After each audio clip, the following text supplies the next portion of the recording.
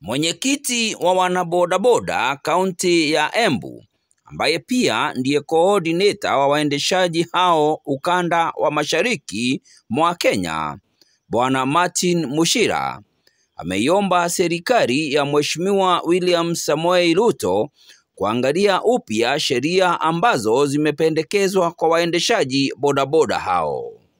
Akiongea katika mkutano wa viongozi wa maeneo ya kuchukulia wateja kutoka wodi ya Kirimari, Martin alisema sekta ya bodaboda imesukumwa sana na ongezeko la mafuta na kwamba sheria hizi zitaongezea masaibu zaidi waendeshaji bodaboda hawa.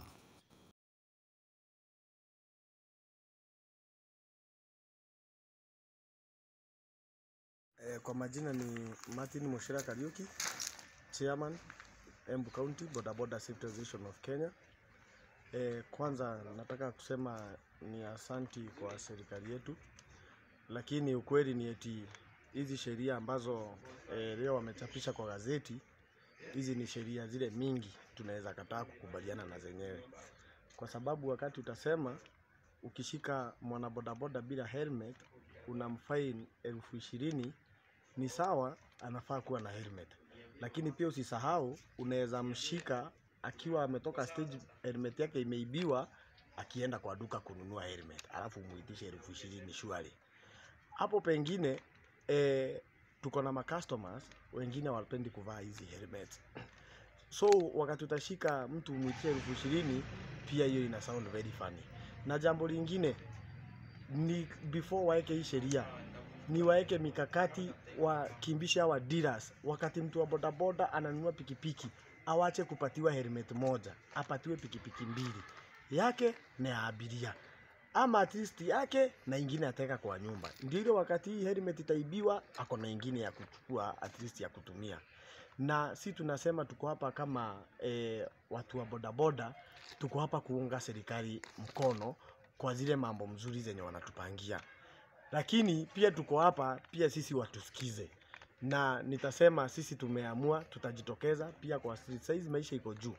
Mimi nitawaambia instead ya kushinda kwanza wakingangana na hii mambo mingi, naweza sema hebu instead kwanza wajue vile watatusort mambo ya mafuta. Sasa juzi tumesema fare mali ilikuwa inalipwa shilingi 50 ifikishwe 80 shillings. Customers wameanza kupotea, wengine wameanza kutembea miguu. Kwa hivyo mimi naweza sema ni vizuri pia watu waangalie na hiyo na jicho pia la huruma. Wanasema wanaleta electric motorbikes. It's very good. Ni vizuri wazilete na haraka, sababu vijana wanaumia, wengine wako na mikopo, unaweka pikipiki 500, unadhokoma na yenyewe shilingi 600. Kweli 100 utakula, 100 utapeleka mtoto shule. So hii serikali si tunaiheshimu na tunaheshimu viongozi wetu na tuliwachagua ndio watutetee. Kwa hivyo mimi nauliza our area MP na pamoja ma MPs wote na wenye watakuja kukusanya hizi information kwetu sisi sote, wajue hii maneno on behalf of bodabodas, atuoni sisi kitupeleka vizuri. Na hapa Embu County tuko ready kutokea hata kama ni kwa street kutetea haki zetu. Viongozi wengine pia wakatoa kauli yao. Leo tumekuwa na mkutano wa all picking based chairmans all over the town. Tumekuwa mbando na chairman wa Manyata constituency ambaye ni Dickson Komburi, ambapo tumekuwa mbando na Martin Muchira ambaye ni county chairman.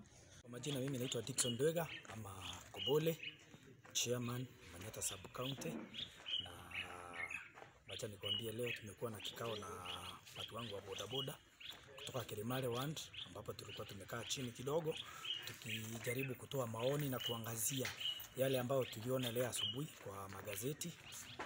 Ile bili ambayo tuliona imepitishwa na Senate, ndio tulikuwa tunajaribu kujadiliana kidogo ndio tujue at least sisi tutakuwa pande gani. Kwa mapendekezo yangu kidogo ni kwa ile kitu inaitwa public participation.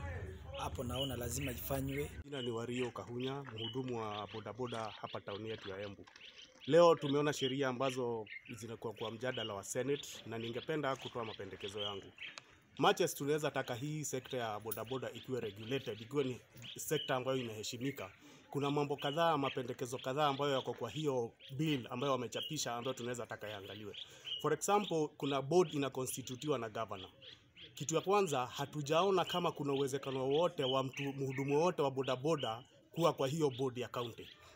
Kitu ya pili, kama hakuna mhudumu wote wa bodaboda kwa hiyo board ya county, itakuwa ni vigumu sana wao kuweza kuimplement mambo ambayo wana bodaboda watakubaliana nayo, kwa sababu mtu yule yuko kwa ground ndiye anajua ile inastahili. Kitu ya tatu ni pia, naitwa Silas Gitonga, mhudumu wa bodaboda hapa Kilimari Embu, na hiyo mambo imechapishwa kwa gazeti, nimeienda through na nimeona ingine inafinyiria sana vijana wa bodaboda, haswa sisi. Mimi kama mmoja nimefinyika. Unaona wamesema mpaka kuna zile kilo unafaa kubeba. Sawa, yale ya traffic tunayaelewa yote, hatuna shida na mambo na traffic, kwa hiyo imechapishwa hapo.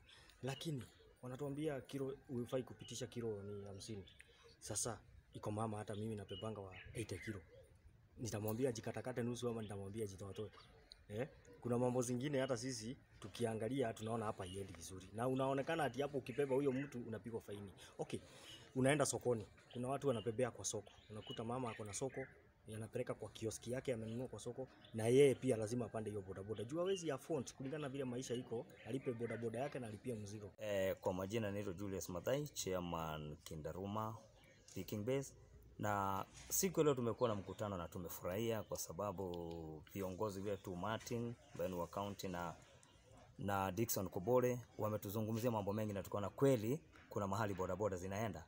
Na mimi kama spiritual leader katika hii sekta pia nimefurahia kujua kwamba we have a patron, na I happened to meet him one time na nikafurahia kwa sababu ni mtu ako na maono, na ninajua kumpitia na katika uwezo wa Mungu there is somewhere bodaboda sector in Embu County ambapo inaenda. So tunashukuru Mungu akazidi kubariki hii sekta, akabariki uongozi, akabariki Kenjava, na ili pia ile mawazo mema aliyo nayo juu yetu na sisi tuweze kuyashikilia, tuweze kwenda mbele.